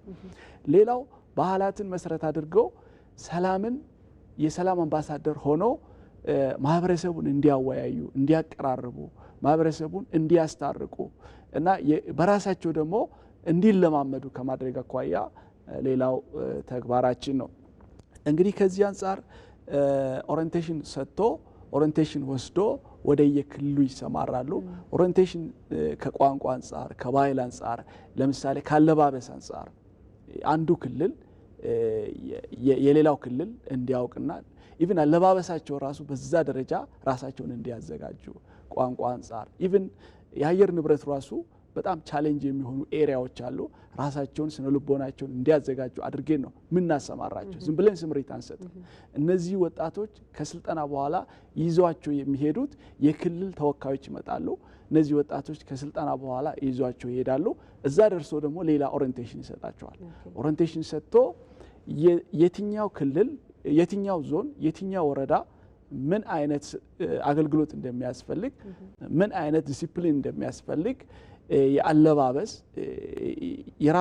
ራሳቸውን ቀይሮ ራሳቸውን በዛው አካባቢ አዳፕት አድርጎ ሬድ እንዲሆኑ ከማድረግ አኳያ ብዙ ስራዎች እየሰራን እንገኛለን። ምንም አይቸገሩም። እነዚህ ደግሞ ወጣቶች ስለሆኑ ኢዚሊ አዳፕት ያደርጋሉ። ኢቭን እዛው አካባቢ አዳፕት አድርጎ ቅድም እንዳነሳውልሽ እዛው ቀርቶ ወደ ስራ ዓለም ገብቶ ሰላም ሚኒስቴርን እያመሰግኑ ያሉ ብዙ ወጣቶች አሉ። ይሄ ብቻ አይደለም። ቅድም እንዳልኩሽ ይሄ ስልጠና ሲያጠናቅቁ ለስራና ክህሎት ሚኒስቴር እንሰጣለን። የስራና ክህሎት ሚኒስቴር እስከ ውጭ ሀገር እነዚህ ወጣቶችን የስራ እድል ፈጥሮላቸው ሌሎች ሀገሮች ሄዶ እንዲያገለግሉ ከማድረግ አኳያ ብዙ ወጣቶችን በዚህ ደረጃ አገልግሎት በመስጠት ላይ ይገኛሉ። ይሄ ምን ያመጣል? የዲፕሎማሲ ድንበር ተሻጋሪ እንደሆነ ከሌሎች ሀገራት ጋር ያለን ትስስርና ያለን አብሮነትን ከማጠናከር አኳያ ኢትዮጵያዊነትን ፕሮሞት ከማድረግ አኳያ ትልቅ ውጤት እያስገኘ ይገኛል። መልካም። ወይዘሮ ሺወርቅ የሴቶችና ማህበራዊ ጉዳይ ሚኒስቴርስ በተለይ ስራ ማዕከል ላይ ብቻ የሚያበቃ ስላልሆነ ክልሎችም እስከ ዞንም እስከ ወረዳም ስለሚወርድ ታች ካለው መዋቅር ጋር እንዲሁም ጉዳዩ ከሚመለከታቸው ከሰላም ሚኒስቴርም ከሌሎችም ጋር ያላቸው የቅንጅት ስራ ምን ይመስላል? የቅንጅት ስራችን እንግዲህ ዋናው መነሻችን የሚሆነው እቅዳችን ነው። አንደኛ እቅዳችን ቅድም እንዳልኩት ለሁሉም ክልሎችና ከተማ አስተዳደር እቅዱ የጋራ እናደርጋለን። እቅዱ መነሻዎች ክልሎች ናቸው። ከዛ በኋላ ሀገራዊ እቅድ ይሆናል ማለት ነው። ይህንን እቅድ ክልሎች ይዘው ደግሞ ወደ ታች ይዘው ይወርዳሉ። እነሱም ልክ በዚሁ ልክ ከዞኖች ጋራ ከሚመለከታቸው ተቋማት ጋራ ከወጣት አደረጃጀቶች ጋራ እቅዶቻቸውን የጋራ አድርገው ነው መሰረት አድርገው ነው እየሰሩ ያሉት። ይህን ይመስላል። እዚህ ስራ ላይ የሚሳተፉት እንግዲህ በብዛት ቀደም ሲል መግቢያችን ላይም እንዳነሳ ነው ወጣቶች ናቸው። ወጣትነት ደግሞ በራሱ የራሱ የሆነ ባህሪ ያለው አስተሳሰብ አለው እና ያንን የጋራ ሀገር መገንባት የምንለው የጋራ የሆነ ወደ እሳቤ ለማምጣት በእናንተ በኩል የሚሰሩ ስራዎች አሉ ወይ? በእኛ በኩል እንግዲህ ትልቁ ነገር የሚሰሩ ስራዎች በጋራ አድርገን የምንሰራቸው የመቀራረቡና ትልቅ ስራ የሚሰሩት አንደኛ በጎ ፍቃድ ሲሰራ ከራሱ የመነጨ ሰብአዊነት ከሚሰማው ማህበራዊ ልማት ስራ ላይ ነው የሚሰራው። ሰው ተኮር ስራ ነው። በዚህ መሰረት እንግዲህ በበጎ ፍቃድ ስራ በወጣቶችና በማህበረሰቡ ላይ ምንድነው ድልድይ ነው ማለት ነው። ትልቅ ድልድይ ነው። ወጣቶች ደግሞ በራሳቸው ተነሳሽነት በአሁኑ ሰዓት ላይ የራሳቸውን የበጎ ፍቃድ አገልግሎት ማህበራት እየመሰረቱ ነው። ምሳሌ ማንሳት ይቻላል። ለምሳሌ አዲስ አበባ ከተማ ውስጥ የትራፊክ ማሳለጥ ስራዎች የሚሰሩት የበጎ ፍቃድ አገልግሎት ምሳሌ የሚባሉ የበጎ ፍቃደኞች ማህበር ነው። እንግዲህ መቀራረብ ስራዎች ሰራ። ሌላው ደግሞ በጎነት በሆስፒታል በሚል መርህ በጎ ፈቃደኛ ወጣቶች ሆስፒታል ውስጥ ገብተው አቅም የሌላቸው የሚንከባከብ ለሌላቸው መረጃ አቅም ኖራቸው እንኳን መረጃም ሆስፒታል ውስጥ የት ወዴት እንደሚሄዱ እንኳን የማያገኙን ህብረተሰብ ለመርዳት እንዲህ አይነት ስራዎች በስፋት እየተሰሩ ነው። እንግዲህ ቅንጅታዊ አሰራር በጣም ትኩረት አድርገን እየሰራን ነው። በቀጣይ ደግሞ የኛ ብሔራዊ ወጣቶች ፖሊሲ ሲጸድቅ ደግሞ ብዙ ስራዎችን ይሰራል ብዬ አምናለሁ። መልካም አቶ ገመቺስ፣ በተለይ ከዚህ ከሰላም ግንባታ ስራ አንጻር ቀደም ሲል ያነሱልን ነገሮች ነበረ። ወጣቶች በሄዱበት አካባቢ ሲሰማሩ ከበጎ ፍቃድ ከሚሰማሩበት በዋናነት ከሚሰማሩበት ዘርፎች ጎን ለጎን ውይይቶች ይካሄዳሉ። አብረው ቆይታ ስለሚያደርጉ አካባቢውን ይለማመዳሉ እና ይህ ደግሞ በሂደት የሚያመጣው ለውጥ ይኖራል። እንደ ሰላም ሚኒስቴር እስካሁን በነበረው ስራ ምን አያችሁበት? ምን ለውጥ አስገኘ? አመሰግናለሁ። ወደዛ ከመሄዴ በፊት ቅድም የዘለልኩት አንድ ያነሳሽ ነገር አለ። በቀጣይ ምንድነው የታሰበ ከማቀናጀት አንጻር የሚል እሱን ብጨምር ጥሩ ይመስለኛል ለአዳማጮችም። ምክንያቱም በቀጣይ ምንድነው አሁን እኛ ያሰብነው ያለ ነው የሰላም ፖሊሲ እያዘጋጀን ነው ያለ ነው። አንዱ የሰላም ፖሊሲ ውስጥ በጎነት እንደ ትልቅ ለሰላም ኢንስትሩመንት ስለምንጠቀም የሰላም ፖሊሲ ሲጸድቅ የበጎነት ኢሹ ዘላቂ ሆኖ እንዲቀጥል ከማድረግ አኳያ በመስራት ላይ እንገኛለን። እንግዲህ ከዚህ ጋር ተያይዞ ስትራቴጂ አዘጋጅተናል።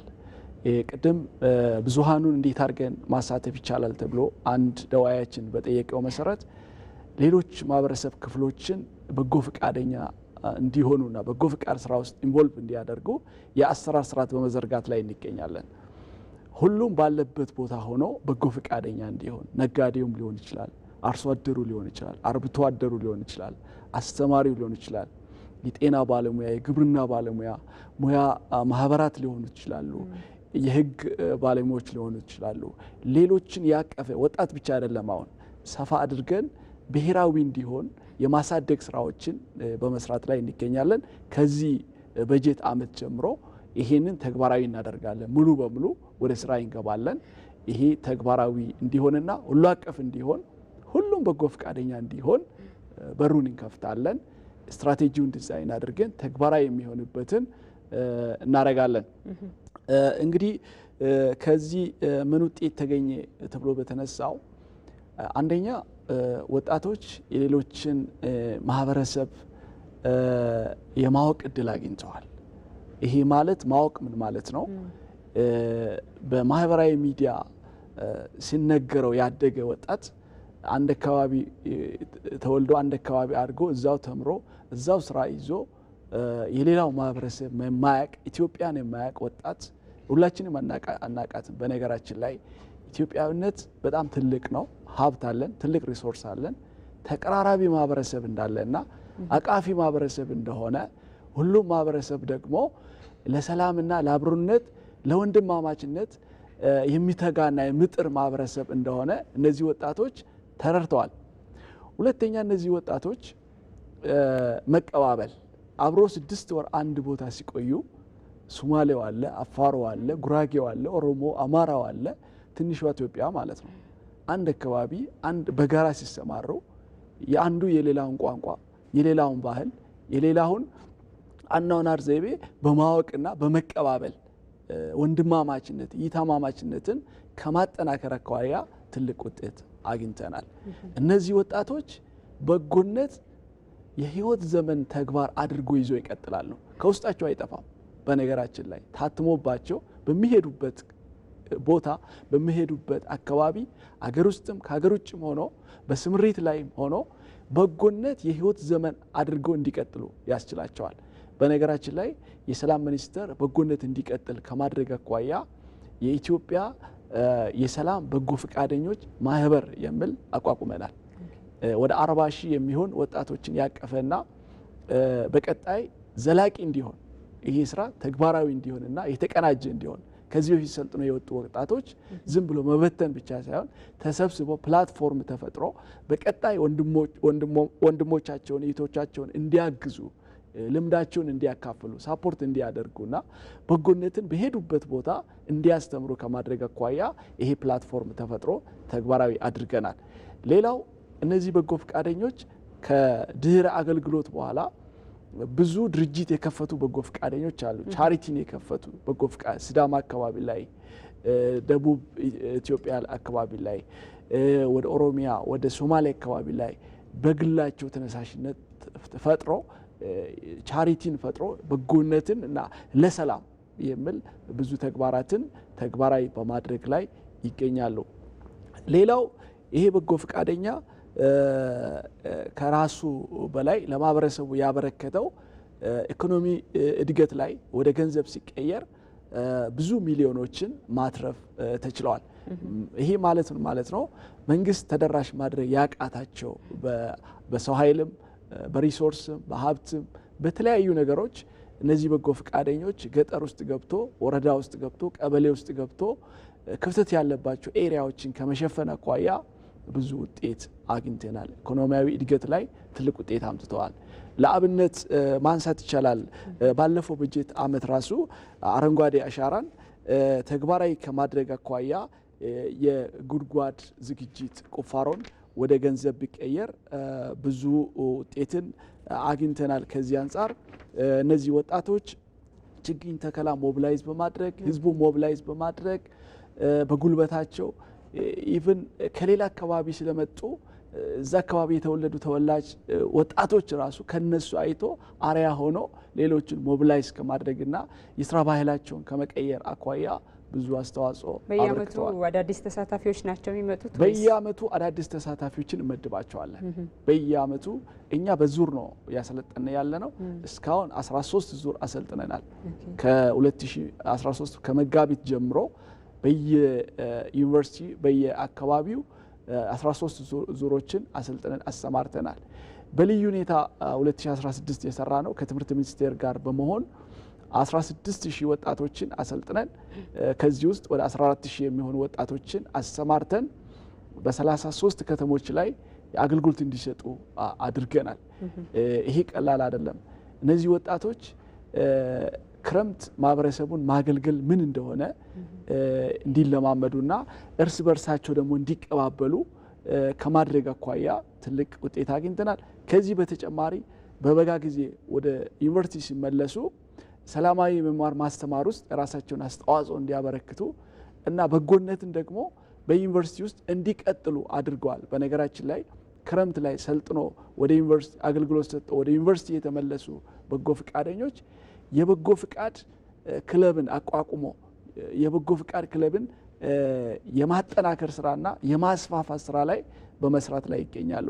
ይህን እድል ያላገኙ ወንድሞቻቸው እህቶቻቸው እዚህ ክለብ ውስጥ እንዲሳተፉ በማድረግ ዩኒቨርሲቲው ባለበት ከተማ ላይ ሌሎች ማህበረሰብ በዘላቂነት ከራሳቸው ቀንሶ የቤት ግንባታ አቅመ ደካሞችን ከማገዝ የጎዳና ተዳዳሪዎችን ሌሎች የምግብ የማዕድ ማጋራት ስራዎችን በመስራት ላይ ይገኛሉ። እንደዚህ አይነት ማብዛትና ማስፋፋት ነው የኛ ትልቁ ስራ።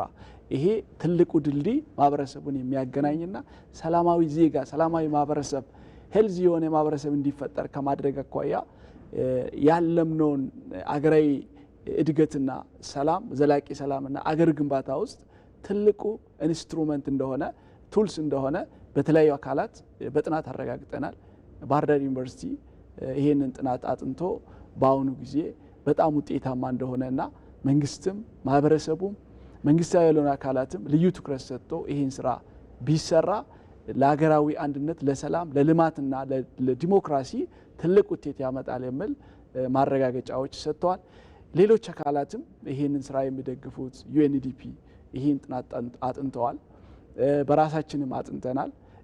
ትልቅ ውጤት ነው። ስለዚህ ይሄ ርብርብና ሪሶርስ ጊዜ የሰው ኃይል የሚያስፈልግን ከመሆኑ በስተቀር ውጤታማ ስራ ነው።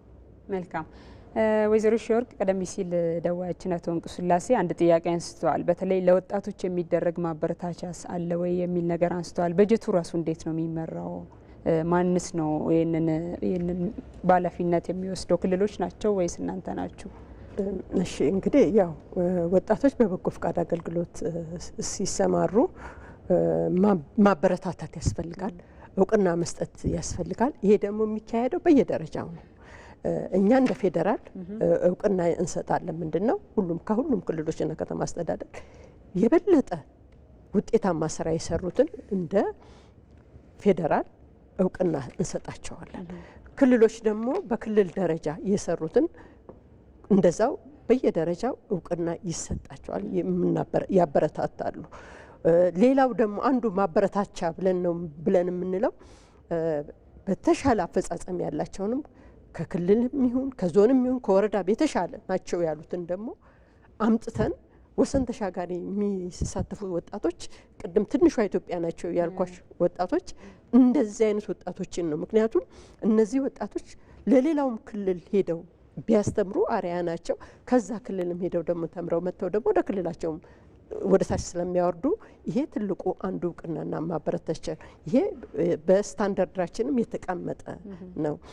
ይሄ እንግዲህ በጀቱ ምንድነው መሰለሽ የበጎ ፈቃድ አገልግሎት አንድና አንድ መንግስት ብቻ አይደለም የሚሸፍነው፣ የሁሉንም አካላት ርብርብ ከቤተሰብ ጀምሮ የበጎ ፈቃድ አገልግሎት እኮ ሲሰራ ከቤተሰብ ጀምሮ እውቅና ሊሰጠው ይገባል። አንድ ወጣት በበጎ ፈቃድ አገልግሎት ሰርቶ ሲመጣ ቤተሰቡ እውቅና ሊሰጠው ሊገባ ይችላል። እውቅና ማለት ወይ ማበረታቻ ገንዘብ ወይ ደግሞ ሽልማት አይደለም። ምስጋና ራሱ መቸር ትልቁ እውቅና ነው። ስለዚህ ማህበረሰቡም ደግሞ ለበጎ ፈቃድ አገልግሎት ለሰጡ ወጣቶች እውቅና ሊሰጣቸው ይገባል። ምክንያቱም እነሱ ያላቸው እውቀት፣ ጉልበት፣ ጊዜያቸውን ነው ያበረከቱለት በነጻ ለምንም ክፍያ ስላበረከቱ እውቅና ይሰጣቸዋል ማለት ትልቅ ቦታ አለው ማለት ነው። በማንኛውም ማህበራዊ ተሳትፎ ላይ እንደዚህ በጎ ፈቃደኛ ወጣቶች አሉ። በማንኛውም ለምሳሌ ሰላም ምክክር መድረኩ ላይ ወጣቶች እንዲሳተፉ ይደረጋሉ። በተለያዩ ቦታዎች ላይ እነዚህ በጎ ፈቃደኛ አምባሳደር ናቸው ብለን መሰየም እንችላለን። በጎ ፈቃደኛ ወጣቶች በክልላቸው ውስጥ ወይም በታችኛው ወይም በዞን በወረዳ በሚደረገው ማንኛውም መድረክ ላይ እነዚህ ወጣቶች ይሳተፋሉ። ይሄ ነው ትልቁ ነገር። ሲመለሱ ያላቸው ግብረ መልስ ምንድን ነው የሚመስለው? ይዘው የሄዱት አስበው የወጡትና አገልግሎት ሰጥተው የተለያዩ ነገሮችን አይተው ሲመለሱ ምን አይነት ግብረ መልስ ታገኛላችሁ? የኛ አብዛኛው ወጣቶች እነዚህ አሁን ቅድም የጠቀስኩልሽ ቁጥር በአብዛኛው የሚሳተፉት በአካባቢያቸው ነው። ሆኖም ግን ወሰን ተሻጋሪ ከሁሉም ሀገሪቷ ላይ ብቻ አይደለም መዞር ከአንዱ ክልል ለምሳሌ ባለፈው ዓመት የተደረገውን ማንሳት ይችላለን። ከአፋር ክልል ተነስቶ ሶማሌ ክልል ሄደዋል፣ ድሬዳዋ ሄደዋል፣ ሀረር ሰርተዋል፣ አማራ ሰርተዋል። እና በየደረጃው እኛም ልክ አሁን የክረምቱ የበጎ ፈቃድ አገልግሎት ሲያበቃ የክትትልና ድጋፋዊ ስራችንን እንሰራለን። በዛ መረጃ የሚገኘውን ግብዓት ለምን እንጠቀማለን ማለት ነው። ለቀጣይ እቅዳችን ምን መካተት አለበት፣ ምን መልካም ተሞክሮች ደግሞ መቀጠል አለበት የሚለውን ስራ እንሰራለን ማለት ነው። ይሄ ደግሞ በየደረጃው የክትትልና ድጋፉ ስራ በቀጣይ በሁሉም ቦታዎች ይደረጋል ማለት ነው። መልካም። የማጠቃለያ ጥያቄ ላርግና አቶ ገመቺስ አገልግሎቱን በተደራጀ መልኩ ለመምራት የተጀማመሩ ስራዎች እንዳሉ ቀደም ሲል አንስተውልናል። በቀጣይ ምንድን ነው የታሰበው? ፖሊሲዎቹ፣ ስትራቴጂዎቹ ምን ላይ ነው ያሉት? መልካም እንግዲህ ቅድም ለማንሳት ጥረት እንዳደረግኩት አጠቃላይ ይሄ ስራ ሪሶርስ ይጠይቃል፣ የሰው ኃይል ይጠይቃል፣ የሁሉም ርብርብ ይጠይቃል። ይሄ ስራ ማደግ አለበት። በተቋም ደረጃ መውጣት ያለበት ስራ ነው። ኤጀንሲ ሊሆን ይችላል፣ ኢንስቲትዩት ሊሆን ይችላል፣ የራሱን የቻለ ትልቅ ወይ በዘርፍ ደረጃ መመራት ያለበት ስራ ነው። እንግዲህ መንግስትም ልዩ ትኩረት ሰጥቶ ይሄንን ሳፖርት እያደረገ ነው ያለው። የመንግስት ስራ ብቻ መሆን የለበትም። ሌሎች የማህበረሰብ ክፍሎች ይሄን በጎነትን ማገዝ ይጠይቃል። ድጋፍ ማድረግ ይጠይቃል። በሀብት ሊሆን ይችላል፣ በቴክኒክ ሊሆን ይችላል፣ በጊዜያቸው ሳፖርት ማድረግ ይጠይቃል። ሌሎች አካላት ኢንጌጅመንት ያስፈልጋል። በሰላም ሚኒስቴር በመሪ ስራ አስፈጻሚ ደረጃ ነው እየተመራ ያለው። የራሱ መዋቅር አለው። ከታች የክትትል ክፍል አለ፣ የስልጠና ክፍል አለ። እዛ ስር ደግሞ ባለሙያዎች አሉ። ወደ ታች ደግሞ ሲወርድ ሌሎች አንዳንድ ክልሎች በዳይሬክተር ደረጃ መዋቅር እየሰሩ አሉ። አንዳንዱ ደግሞ እየሰሩ ያሉ ክልሎችም አሉ። ይህን ስራ በበላይነት የሚመራ ፎካል ፐርሰን ብቻ ሳይሆን ትኩረት ሰጥቶ አንዳንድ ክልሎች ኢቭን በየአመቱ አኑዋል ሪፖርታቸው ላይ በኳርተር በ6 ወር ካቢኔ አንዱ ትልቅ ኢሹ አድርጎ እየገመገመ ነው ያለው። ይሄ ተጠናክሮ መሄድ መቻል አለበት። እንግዲህ ዞሮ ዞሮ ሰብሰብ ተብሎ ተቀናይቶ በአንድ ማዕከል የሚመራበትን ስርዓት ተግባራዊ ቢደረግ ጥሩ ነው። የኛ ኮንቴክስት በተሰጠን መሰረት ተግባራዊ እያደረግን ነው የምንገኘው። በጣም ውጤታማ ነው። ሌሎች አካላትም አረጋግጦልናል። ይህን እንዲያድግ እንፈልጋለን፣ እንዲሰፋ እንፈልጋለን። ከዚህ አንጻር በቀጣይ ፖሊሲው ጸድቆ የሰላም ፖሊሲ ሲጸድቅ ብዙ ነገሮች መልስ ያገኛሉ የሚል እምነት አለኝ። ምክንያቱም እነዚህ በጎ ፈቃደኞች ቅድም ላነሳሽው ጥያቄ አብሬ ላያይዝ ምን እውቅና ያገኛሉ? በእኛ ደረጃ ሰርቲፋይ እናደርጋቸዋለን። አገልግሎቱን ከጨረሱ በኋላ በሚኒስቴር መስሪያ ቤቱ ሰርቲፊኬት ይሰጣቸዋል፣ ሪኮግኒሽን ማለት ነው። ነገር ግን ይሄ ሪኮግኒሽን በቂ አይደለም። የስራ እድል ቢያገኙ ምንም እንኳ የበጎ ፍቃድ ስራ የስራ እድል ባይሆንም እንደ አንድ ዜጋ ግን ኃላፊነታቸውን ከተወጡ እነዚህ ወጣቶች አሁን ጥያቄዎች አሉ። የስራ እድል አላገኘንም፣ ስምሪት አላገኘንም፣ ቅድሚያ ሊሰጠን ይገባል የሚል ጥያቄዎች አሉ። ምንም እንኳ አላማው እሱ ባይሆንም ነገር ግን ግዴታቸውን ከተወጡ ብሔራዊ ኃላፊነታቸውን ከተወጡ በመንግስትም መንግስታዊ ያልሆኑ አካላትም ለነዚህ ወጣቶች ትኩረት ሰጥቶ የስራ እድል እንዲያገኙ ከማድረግ አኳያ ትኩረት ቢሰጥበት የሚል ሀሳብ ነው ያለኝ። በሲቪል ሰርቪስ ኮሚሽን አንዱ የስራ ውድድር ውስጥም አንዱ እንደ መስፈርትም እንደ መመሪያም ሆኖ ቢገባ እና ለክልሎች በራሳቸው ከስተማይዝ አድርገው እነዚህ ወጣቶች ቢጠቀሙ አቅማቸውን አይተናል፣ ስነ ምግባራቸውን አይተናል። በጣም የተፈተሹና የተመዘገኑ ወጣቶች ስለሆነ እዚህ አካባቢ ላይ አንዱ የትኩረት ማዕከል ተደርጎ ቢሰራበት የሚል ሀሳብ ነው ያለኝ። እነዚህ ወጣቶች የተለያዩ ተቋማት ላይ ተመድቦ ሰርቶ አይተናል። አሁንም ተቋማት እየወሰዱ ነው ያሉት የተሻለ ፐርፎርም ያደረጉ ወጣቶች። ለምሳሌ መንግስት በቅርብ ጊዜ የከፈተው የመሶብ አገልግሎት የኛ ወጣቶች ናቸው በልዩ ሁኔታ ሰልጥነው የመሶብ አገልግሎትን ተግባራዊ እያደረጉ ያሉት የኛ ወጣቶች ናቸው። በስነ ምግባራቸው በስራ አፈጻጸማቸው የተሻሉ ናቸው።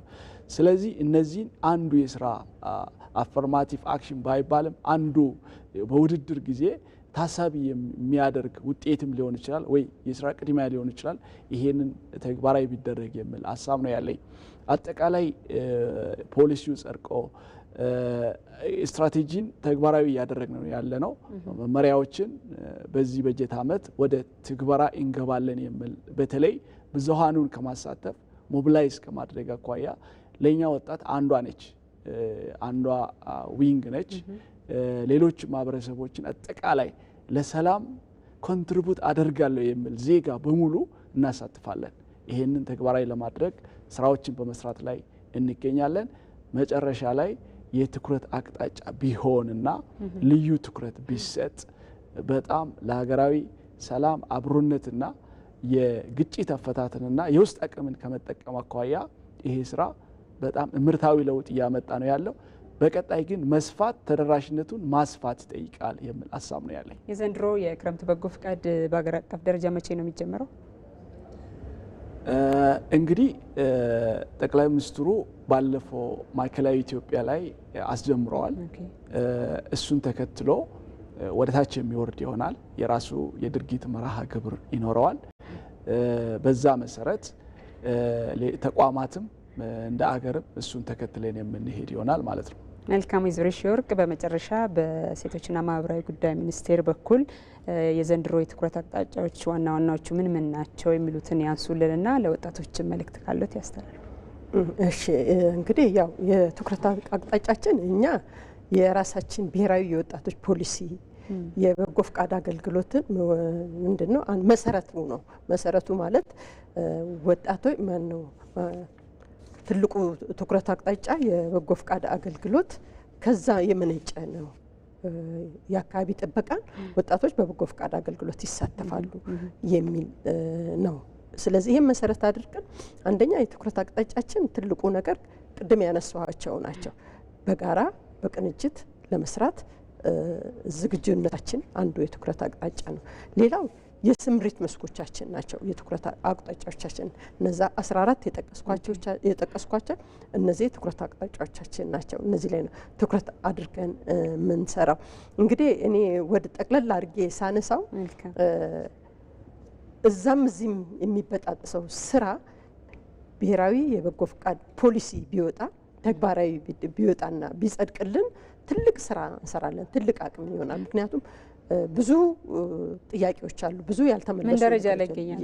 ይሄ በሂደት ላይ ለሚመለከተው ክፍል ቀርቦ በሂደት ላይ ፕላን ልማት ሚኒስቴር እጅ ነው ያለው። ከዛ በኋላ ከነሱ ሲያልፍ የፖሊሲ አላይመንትን ጠብቆ ሲያልፍ ወደ ሚኒስቴሮች ምክር ቤት ሄዶ ይጸድቃል ማለት ነው።